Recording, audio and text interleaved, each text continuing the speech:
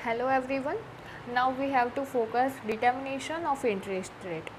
अब जो फैक्टर है determining the rate of interest कैसे वर्क करता है, तो वो वर्क करेगा अकॉर्डिंग टू क्लासिकल थियोरी. कैसे? The rate of interest is determined by the demand for and supply of capital. इसमें दो ही आपको ख्याल होना चाहिए कि जो भी सप्लाई ऑफ डिमांड है, सप्लाई ऑफ लोनेबल फंड्स, और यहाँ पर बात हो रही है डिमांड की. तो the rate of interest is determined by the demand for and supply of capital. Interest किसके बेसिस पर हम डिसाइड करेंगे? तो डिमांड और सप्लाई के. वो तो आपको क्लियर हो ही चुका है. अब यहाँ पर बीच में जो ये पॉइंट यहाँ पर कन्वर्ट हो रहा है, it will settle at the point where the demand for capital is equal to supply of capital. जहाँ पर सप्लाई और डिमांड की जो भी पॉइंट आती रही है उसे क्या बोलेंगे हम? It would settle at the point where the demand for capital is equal to supply of capital. तो यहाँ पर क्या हुआ कि द डिमांड फॉर कैपिटल, जो कैपिटल की डिमांड थी वो इंक्रीज हुई. कहाँ से? इन्वेस्टमेंट से. तो the supply of capital comes from saving. Supply कहाँ से करेंगे? हमारे पास जो भी सेविंग होगी वहाँ से. डिमांड कहाँ से होगी? इन्वेस्टमेंट में से. तो आपको ये याद रखना पड़ेगा कि the rate of interest is determined bye saving and investment. अगर सेविंग है और इन्वेस्टमेंट है तो वहाँ से हम जो भी हमारा इंटरेस्ट है वो जनरेट कर सकते हैं. अब इसके अंदर आपको दो फैक्टर याद करना पड़ेगा. एक हुआ हमारा इन्वेस्टमेंट और दूसरी हुई हमारी सेविंग. अब इन्वेस्टमेंट का मतलब क्या होगा कि डिमांड करना, कैपिटल की डिमांड करना. The demand for capital comes from the entrepreneur who desire to invest in capital in good.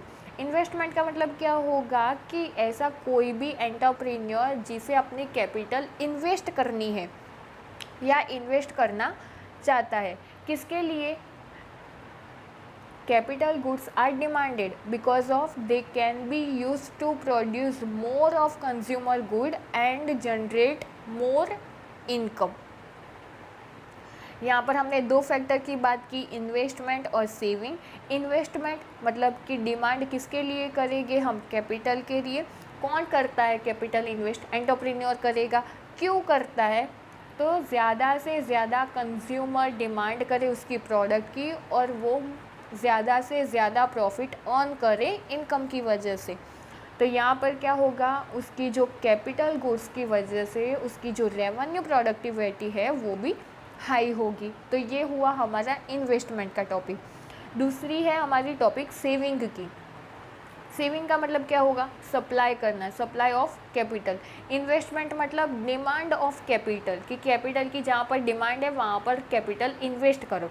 Saving मतलब सप्लाई ऑफ कैपिटल. अब क्लासिकल थियोरी के अंदर बात करें तो इंडिविजुअल वो डिसाइड करते हैं कि save a given amount of money. It means that he has to make sacrifice in the sense that he postpone his present consumption in future date. अब आपके पेरेंट्स को आप पूछना कि आपने कुछ पैसे सेविंग किए हैं तो वो क्यों किए हैं? फ्यूचर के लिए किए होंगे ना. अब फ्यूचर के लिए आप बचा रहे हो तो उसका मतलब क्या हुआ? प्रेजेंट में आप सेक्रीफाइस कर रहे हो. मान लो कि मैंने आपको 1000 दिए, आप सबके पास 1000 रुपीज़ है. आपको जैसे जो भी खर्च करना है आप कर सकते हो. लेकिन आपके पास आज 1000 रुपीज़ है, आप कहीं बाहर गए, लेकिन आपने सोचा कि मुझे मेरे जो पैसे हैं वो खर्च नहीं करने, बल्कि ये 1000 मैं बचा के रखती हूँ और मुझे कोई अपना, जब भी मेरे पास ज़्यादा और पैसे हो जाएंगे तो मैं कोई एक नई अच्छी चीज़ परचेज़ करूँगी. तो आपने क्या सोचा? मैं फ्यूचर में वो परचेज़ करूँगी. तो आपने क्या किया? प्रेजेंट में सेक्रीफाइस किया कि नहीं, अभी मुझे मेरे पैसे खर्च नहीं करने. तो वो क्या हुआ? प्रेजेंट में आपने सेक्रीफाइस किया. क्यों किया? क्योंकि फ्यूचर में आपको और बेहतर चीज़ वहाँ से परचेज़ करनी है, इसीलिए. तो मतलब क्या हुआ सेविंग का? कि प्रेजेंट में आप कोई चीज़ सेक्रीफाइस करते हैं फ्यूचर को बेटर बनाने के लिए, तो उसे बोलते हैं हम सप्लाई ऑफ कैपिटल। तो यही डिफरेंट है इन्वेस्टमेंट और सेविंग का। तो आपको बस यही याद रखना है कि हमारी जो क्लासिकल की थियरी है, the rate of interest is determined by the investment and saving. किसके according? Demand for and supply of capital. बस इसके अंदर आपको यही याद रखना है। अगर इन्वेस्टमेंट की बात हो रही है तो डिमांड फॉर कैपिटल, और सेविंग की बात हो रही है तो supply of capital. I hope कि दिस टर्म आपको क्लियर हो गया होगा। मिलता है नेक्स्ट वीडियो में। Thank you so much.